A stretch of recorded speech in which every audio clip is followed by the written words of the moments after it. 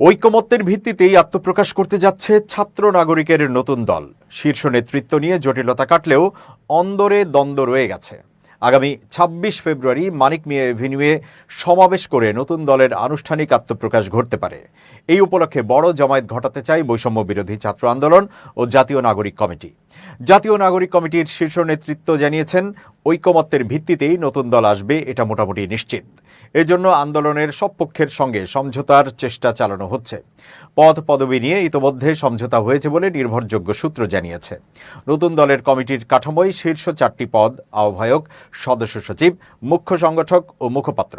তবে এর সঙ্গে জ্যেষ্ঠ যুগ্ম আহ্বায়ক এবং জ্যেষ্ঠ যুগ্ম সদস্য সচিব পদ দুটি সৃষ্টি হতে পারে। বিরোধ মেটাতেই এই পদ দুটি সৃষ্টি করা হচ্ছে।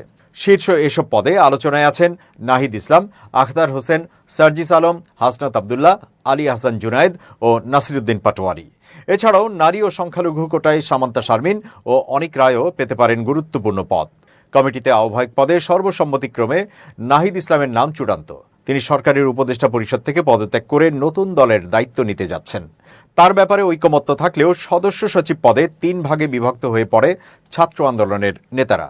৩টি ধারা হল: নাগরিক কমিটির সদস্য সচিব আখতার হোসেন অনুসারী, ঢাকা বিশ্ববিদ্যালয় শাখা শিবিরের সাবেক সভাপতি আলী আহসান জুনায়েদ অনুসারী, আর নাগরিক কমিটির আহ্বায়ক নাসিরুদ্দিন পাটোয়ারি অনুসারী। ৩ পক্ষই নিজ নিজ নেতাকে সদস্য সচিবের মতো গুরুত্বপূর্ণ পদে বসাতে চাইলে বিরোধ সৃষ্টি হয় নাগরিক কমিটি ও বৈষম্য বিরোধী ছাত্র আন্দোলনের অন্দরে। এ নিয়ে দফায় দফায় বৈঠক করে সমঝোতার চেষ্টা চালানো হয়। মূলত আখতারপন্থী ও জুনায়েদপন্থীরা প্রকাশ্যে বিরোধে জড়ান। আখতারের অনুসারীদের অধিকাংশ গণতান্ত্রিক ছাত্রশক্তির সাবেক নেতাকর্মী, আর জুনায়েদ অনুসারীদের মধ্যে শিবিরের সাবেক কর্মীদের প্রভাব রয়েছে। অন্যদিকে নাসিরের অনুসারীরা মূলত উপদেষ্টা মাহফুজ আলমের অনুসারী। এছাড়া বামপন্থী একটি অংশ রয়েছে, তারা এ পদে নাসিরকে বসাতে চান। আখতার ও জুনায়েদ অনুসারীদের মধ্যে চলে সামাজিক যোগাযোগ মাধ্যমে কথার লড়াই। বিষয়টি নিয়ে কয়েকদিন ধরে বিরোধ চলছে ছাত্র নাগরিকের প্ল্যাটফর্ম জাতীয় নাগরিক কমিটির অন্দরে। দফায় দফায় বৈঠকে বসেন সব পক্ষ। ঐক্যে যখন ফাটলের সুর, তখন নতুন করে সমঝোতা হয়েছে ছাত্র আন্দোলনের নেতাদের মধ্যে। এর আগে বিরোধ মেটাতে জ্যেষ্ঠ যুগ্ম আহ্বায়ক ও জ্যেষ্ঠ যুগ্ম সদস্য সচিব পদ দুটিতে জুনায়েদ অনুসারীদের দেওয়ার প্রস্তাব দেওয়া হয়, কিন্তু শুরুতে তাতে সায় দেয়নি তারা।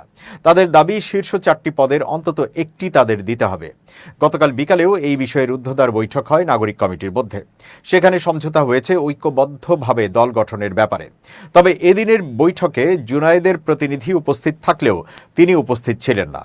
গতকাল নাগরিক কমিটির 2 যুগ্ম সদস্য সচিব মানব জমিনকে জানিয়েছেন, তাদের মধ্যে সমঝোতা হয়েছে।